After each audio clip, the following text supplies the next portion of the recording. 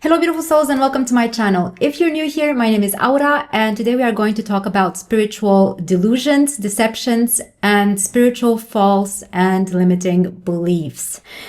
This is a video which I have not prepared anything for, but I've been wanting to make it for a very long time, so we're just gonna roll with it and wing it however it comes. And this is a subject that is very, very close to my heart and that has been keeping me, I guess, trapped for the longest of time, ever since I have officially dived into the spiritual community, ever since I kind of came out of the spiritual closet, so to say, and dove into the broader world of gurus and teachers and mentors and all of that. So without any further ado, let's dive right into it. I mentioned before that I have my spiritual background from birth, that I was born with memories from other lifetimes, other aspects of myself, not just human ones.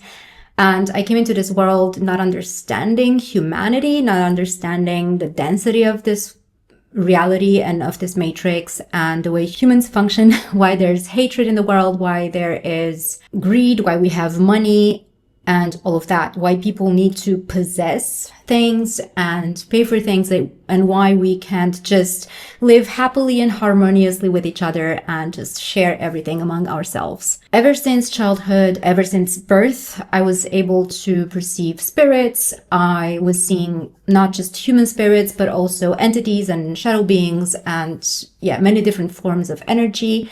I've always been hearing voices and I still hear voices. I no longer see spirits though, and I stopped seeing shadows around, other energies and beings around 2017-ish, something like that, which I'm happy not to be able to see them. I'm okay with that. And ever since forever, the sun, the moon, the celestial bodies have been, the stars, my best friends. I've always been talking to them. I've also always been talking to plants. I've been talking to animals. I always knew that everything holds this beautiful life force frequency and energy that is flowing and moving through everything. I've always been aware of consciousness. Also, I've always understood energy healing and energy exchange. This is something that I've been doing since childhood naturally, something that nobody ever taught me. Also, another thing that I've been doing since childhood are these spheres of energy, these bubbles of energy, which I used to create as a child in order to protect myself. Other things that I was doing is that I was opening portals, and this to me again was a given. I always understood that actually we as a human being, as a human vessel, and as consciousness, we are walking, breathing portals. In 2008, in March, I had the opportunity to have a beautiful NDE, near-death experience. That near-death experience has shown me that I have not been crazy my entire life, that everything that I have felt as a child and as a teenager has been true, that there is so much more to us, to our existence, to our consciousness than anything out there could ever explain. And so when I came back out of it, I definitely understood that was not my time. I said I still had so much more to do on this planet. And by the way, it was an accident what happened. And I had been infused with a broader understanding of our consciousness, of our essence. So all the information that I have of our spirituality comes from that. So it doesn't come from books. I actually grew up in a family of medics, a family that is very logical into medicine, but also into this other multidimensional and holographic understanding of our existence. But because we live in the society that we live in, we have to be normal human beings. So I was very much asked to please come back with my feet back on the ground, to no longer hang out there in the clouds and become a doctor or become something that is respectful in this life. So I was supposed to disregard all of my woo-woo stuff and be a normal kid like everybody else is, which I totally understand. There's always this mentality of what will people say about us. So I needed to get my stuff together and try and be a normal human being, study normal things like everybody else. First, I tried to become a teacher. Then I studied humanities encompassing social studies and philosophy and cultural entrepreneurship. Then I studied fashion design because that's something that I love to do and blah. And only after I've done all this and nothing in my life has been working out, because this is not why I came here. I didn't come here to be normal. Finally, in 2017, I came out of the spiritual closet online, which is something that I had never done before. And I've met a lot of people that would say that they are shamans, that they are oracles, and they were mentors for so many other people out there. So I dipped my toes into all these spiritual groups of starseeds. And it was really nice to find home, in a way, to find a lot of people that were like-minded. But I quickly realized that, I'm trying to find the right way to put it, that we were not totally and completely like-minded. I have been told numerous times that I cannot be listening to the music that I listen to, for instance. And this is one thing that I want to talk to you about. So this would probably be number one here. I've been listening to metal my entire life. I always found comfort in it. I found comfort in the type of metal that speaks about nature, that speaks about spirit, that speaks about, take for instance, Gojira. I love progressive metal. I sometimes love death and black metal and doom metal. And, you know, these are things that people would go like, oh, you cannot be spiritual and listen to this. That is the work of we know who, right? I don't even know what words I'm allowed to use here on YouTube. So I'm trying to be very careful here. I think you know who is a fun way to put it. And it's funny because my entire life I've been all about love. I've been all about being righteous, right? I would never do anything unto anyone that I do not wish for someone else to do unto me. I would never, ever, ever in any way betray the trust of any stranger, of anyone, because I want to be able to trust others and I want to be able to trust myself, and I believe in transparency. And I just, in my head, the way that I've seen it my entire life is that if we are all a fractal of source, if we are all consciousness, then there is nothing in this world that is evil, really. My entire life, right? I never believed in demons, even though I've been seeing dark shadows and I've had experiences with spirits that had no good intentions, that have hurt others. And I've dealt with them, but I dealt with them in love. It was like, I've always said, okay, let's talk. What's your problem? What do you need?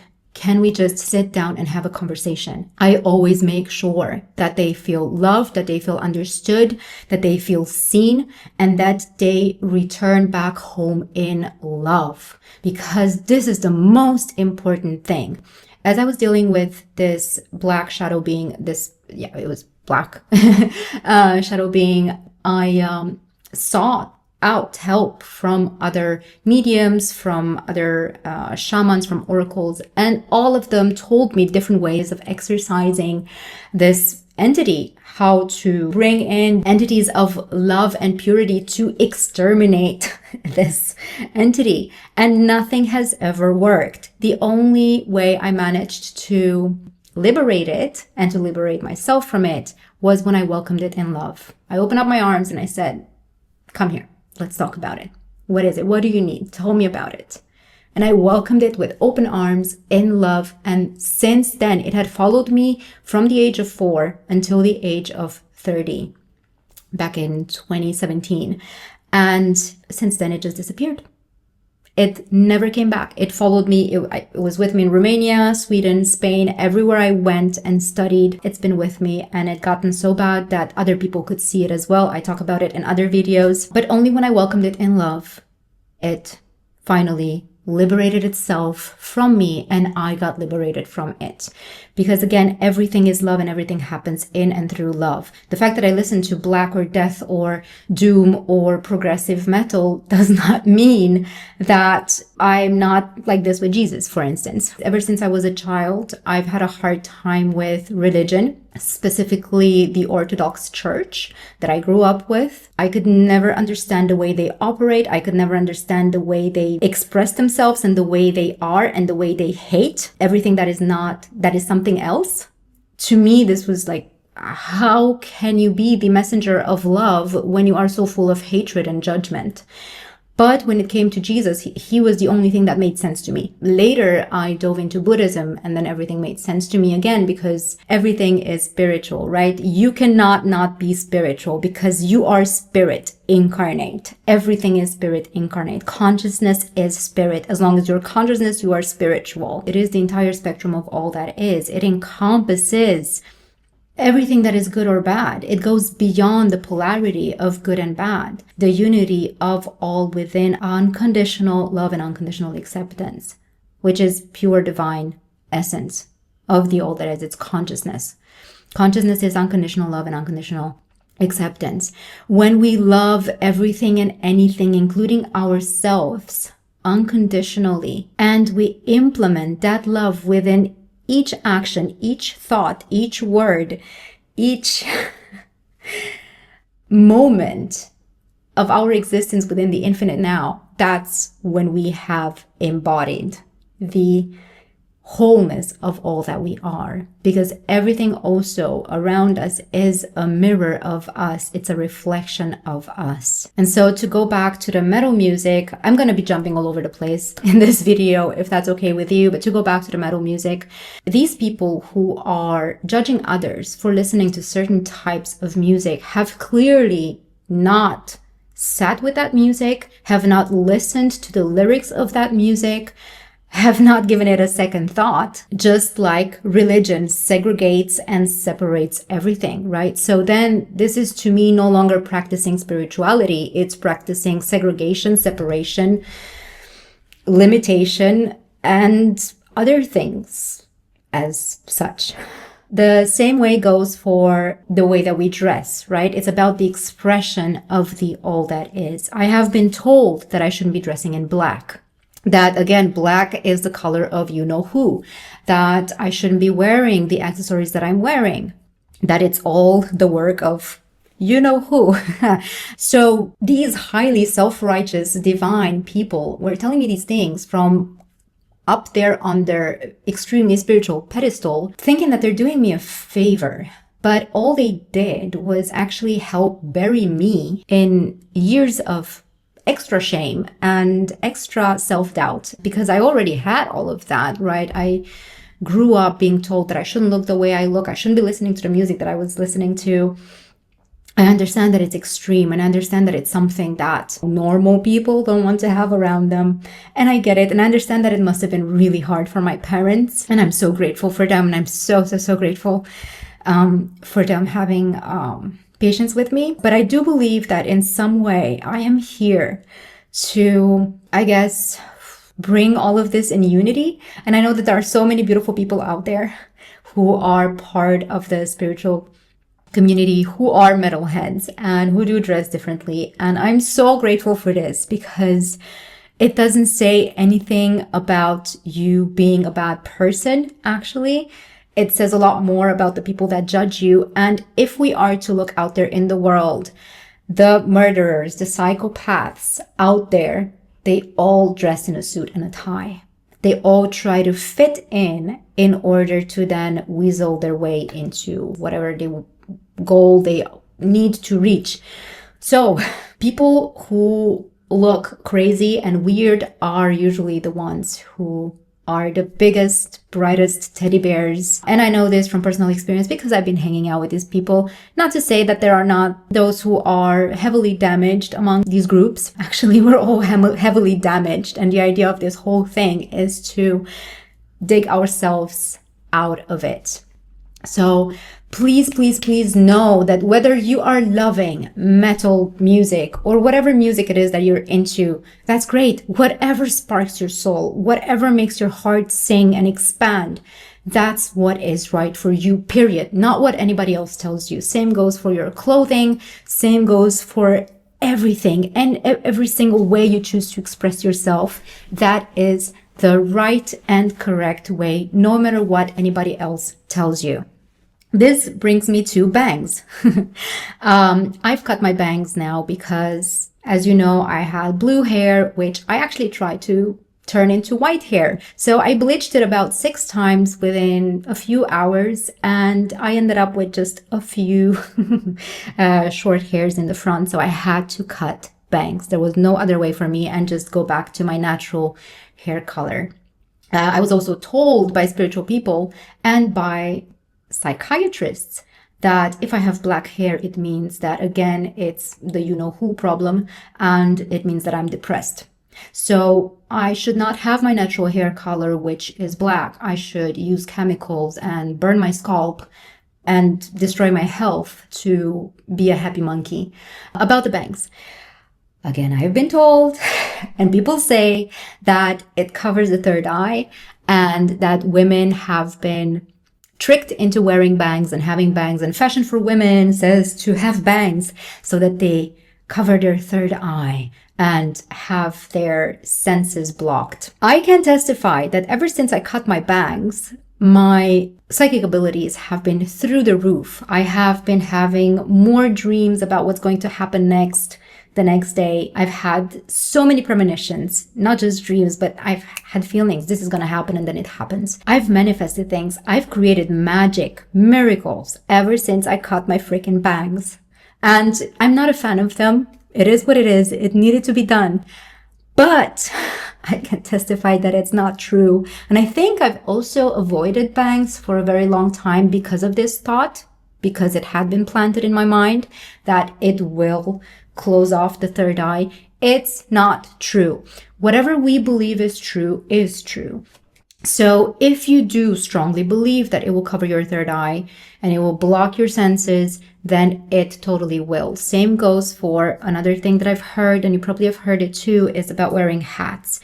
Some people tell other people that they should be putting hats on their heads if they are in big groups of people, because that will help them protect their energy. That will help stop them, oh my God. It will do it so that they no longer absorb the energy from everybody else around them, right? If they are hypersensitive, or if they are super intuitive and they feel everybody's energy out there, everybody's thoughts, putting a hat on will put a lid on that. That is a belief. Again, so yes, it helps when you're being told by a person that you look up to, a person that you put your belief in, like with anyone else, right? Whether it's the church, whether it's some politician, whatever it may be, whoever you look, your teacher you're looking up to, whatever they tell you, it must be right. So then you go out and do it, and it may actually work for you because you believe in it. So for as long as you believe in these things, it will work. But it's not necessarily the truth. It's not a universal truth. That can be a limiting belief as well, because that may keep you from wearing a hat ever again. If you are trying to be more sensitive, and if you are trying to gather information from around you, you might avoid using hats, even if you might feel the need of wearing one. So again, we have to be very, very careful with the information that we get from teachers, gurus, mentors, anybody out there that we are looking up to. Another belief that I want to talk to you about is the fact that there's something out there that is going to save us. I cannot tell you how much I've been fluctuating because I grew up in such I had a religious upbringing from my grandma's and from being in the Romanian culture that I was in. And actually, this is a global human belief that there's someone out there that's going to save you. We've always been looking for our politicians to save us, our church to save us, for God to save us, or for the galactics to come and save us, or for some historical event to happen, like the event, right? New Earth to come and save us. Well, that's not happening.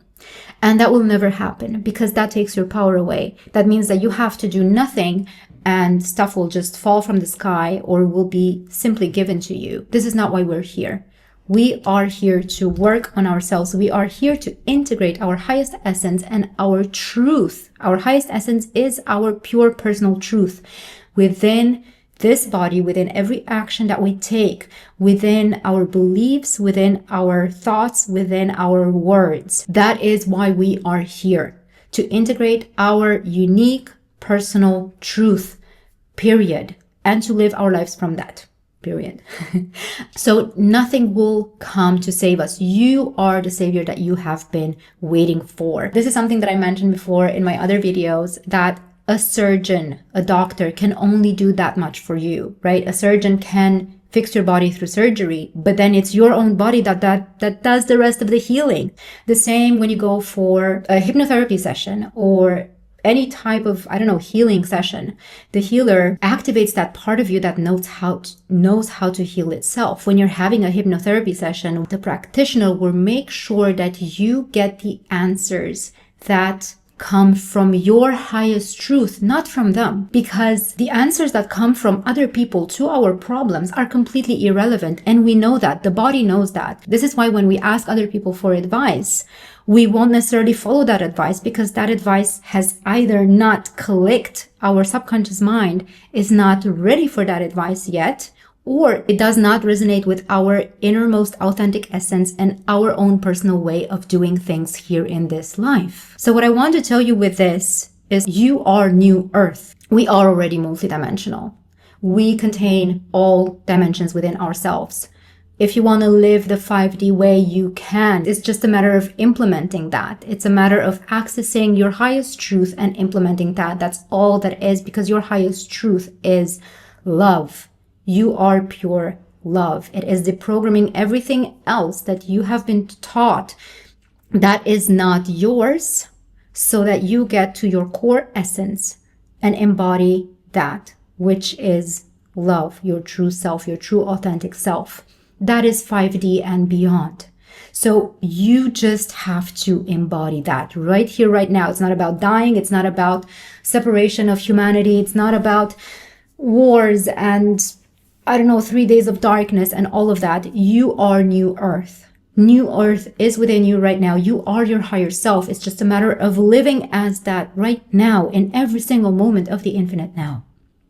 And so you are not just the ultimate savior that will come to save you, but you are the ultimate savior of everything and everyone. Because once you begin to do this, once you begin to live from your core truth, other people will be looking up to you, not up to you as in putting you on a pedestal, but they'll be like, what are you doing? Because you look amazing. You feel amazing. Your energy is amazing. You are having such a beautiful life. It doesn't mean that you no longer have hardships in your life. It doesn't mean that you will no longer encounter stress. It just means that you will have other ways of navigating it. Because once you know your truth and you know who you really are and you are centered within yourself, you have a different way of navigating any type of hardship in your life. And this brings us to the next point. I might have to count all these points that I'm getting to, but I know I'm mixing everything into one, which is, and I think I've briefly touched on it, bypassing suffering. Spirituality is not about everything is just unicorns and glitter and all that.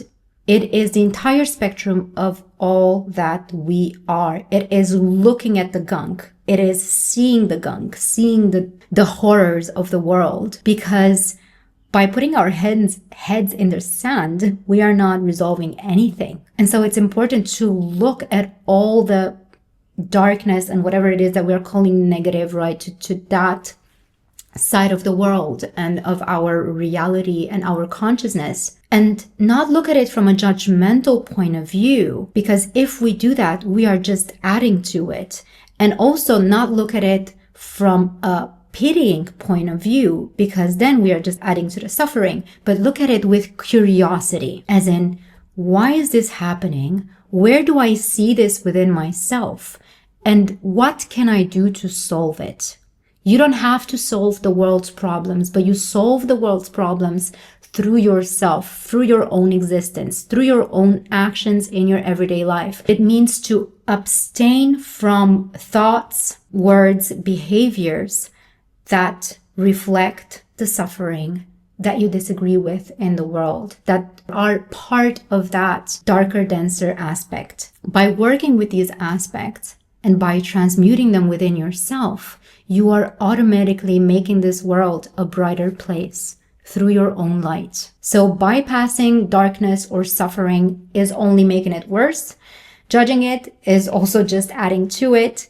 And pitying it is also amplifying it. Instead, look at these things with curiosity, look at these things within yourself and ask yourself, how can I make this better? Through my own existence, through my moment to moment expression. And the last thing that I want to touch on, this is not about a limiting belief or anything like that, but it's something that can help you and that you can use in your everyday life. And that is some type of practice that will keep you on your path of being your true authentic self. And again, quick side note here, it's not about becoming better. It's not about becoming your, highest self and highest essence. That is your purest, truest essence. It's you in your wholeness. It does not mean to cut parts away from you that are you. It means to integrate your entire essence, all that you are, as you are right now, right here in this moment, and learn to love yourself as you are right now, right here in this moment. It has nothing to do with hating yourself or hating parts of yourself or severing parts of yourself in any way. It has to do with loving yourself in your entirety. So have a practice that will help you be this, that will help you achieve this in every moment of the infinite now. And I talk about, for instance, the spheres that you can create of energy. I will link the video down below if you would be interested in doing that. You can also do simple things such as journaling. For instance, I journal my dreams every day that I wake up. Wow, I can no longer speak, but I journal them on my phone because it's easiest for me and because sometimes I want to look for, a certain thing and I want to see all the hundreds, if not thousands of dreams where I have dreamt about this specific thing and put the dots together and see what my subconscious mind wants to tell me about it. It's a lot easier than if I would write them down. Then it would be very hard for me to try and find every single dream that had that specific element in it. Another thing to do is here I journal every single miracle in my life. I journal every single time that I am having premonitions, every single time that something miraculous happens in my life, so that I keep track of it and so that I acknowledge it. And then I recommend these so much. They're so beautiful. It's the Astrology Diary for 2025 by Anna Leo. I was very lucky to find it in Sweden. You probably have a lot more luck with that in US, UK, Canada, because the prices are in these currencies. So journal your everyday thoughts, journal who it is that you wish to be and who it is that you are in that day. Set intentions. Have very, very clear intentions about who it is that you are, who it is that you express in your everyday life. And to get back to the spheres, why I think it's important to have such a practice is because I love it that it works for me so much. I'm creating these spheres around me with the intention of remaining centered within myself, of remaining grounded and unaffected, because when I remain calm, I can then be of better help for anything and everyone around me in any situation, rather than if I'm uncentered and all over the place, then I'm just being dragged into it. And I've had people telling me that they've tried to enter my energy and extract information from there and that they couldn't. And that is because I have the intention to be untouched and unseen by everyone and anyone. So you can do that as well. I think that's very, very effed up that people actually try to invade someone's personal and energetic space. I think that's effed up beyond anything and everything. I don't think that's okay. Please just mind your own business. So again, this is not so much a protection sphere, I think, because protection would involve fear in a way. It's not about fear. It's about remaining within your energy field and having your energy field only to yourself without having any, special guests that you might not want to have there. And this practice doesn't have to take an hour or I don't know what. It's enough with 5 minutes All you need is intention. Have the intention to do this. Another practice that you can have, it can be intentionally grounding your highest essence, highest expression, which is your true authentic self within the physical body. And you can do that while taking a shower. It can be a 2-minute shower as you do that with the water around you. I love doing this because we are made up of 98%, 99% water, our molecules that make up our body. Given that water is liquid consciousness, it's a perfect conduit for us to use it in order to integrate our highest essence within the physical body. Or you can do that just in meditation, your morning meditation, right before you begin your day, or you can do it right before you open your eyes. You wake up in the morning, or you can stay another 2-3 minutes in bed and just have the intention to integrate your authentic self within the body, have it integrated throughout the day, and live your day in harmony with your highest joy and the highest joy of all, for instance. That's all it takes. That's all that's needed. And I do find that it is needed because, well, this is just, again, my personal experience. I found that when I fall away from doing these things in the morning, but it hasn't really happened that much in the last years, but when I do that, I'm not as centered as I would have wanted to be throughout the day. Another thing that you can do is you can infuse your water with these energies, with the energy of your higher self. And I have a video on that as well. I'll be linking it in the video below. You can also go to my website for free tools and meditations that you can find and download there. I have a workbook that you can download, which helps you integrate your, again, true essence within your everyday life. And so I do find that it's important to have a spiritual practice just to remain on track. This video was a mouthful, and it was a mouthful for me as well. I did not expect for it to be this long. I also did not expect to talk that much. Thank you so much for hanging with me up until the end. If you have any questions, please don't hesitate to ask. And if you have any other themes that you would like for me to tackle or talk about, please type them in the comments below. And I think that I want to finish with one last thing, which is I'm not a teacher. I'm not here to be a teacher. I'm here to just be a human being that shares their own experience, multidimensional human being like each and every single one of you. I have mentioned this 1,000 times. I'm not special. Nobody's special. We're all special. Yeah, nobody's special, which makes us all special. We are all extraordinary human beings, and I'm only here to remind you of your own magnificence. That's it. That's all. And I'm definitely not here to give any advice. So don't take anything that I say as advice, because you are the only one who can truly give yourself advice. Your soul is the only one that truly knows what it is that you need. And this is my actual job. My actual job entails me helping whoever it is that wants this help to reconnect with their higher self, with their highest truth, and integrate that personal truth within their personal life. So that is my job, not giving you advice. If anything, what I'm sharing, again, it's from my own higher self, it's from my own experience, and it's from the things that repeatedly come through the sessions, which would be a universal truth. Thank you so much for hanging out with me again, and I bid you a most wonderful moment of the infinite now. I really, really hope that this video was helpful, and thank you for being here overall. I am so, so, so grateful for each and every single one of you. I love you, and I deeply respect and appreciate you. Thank you. Bye.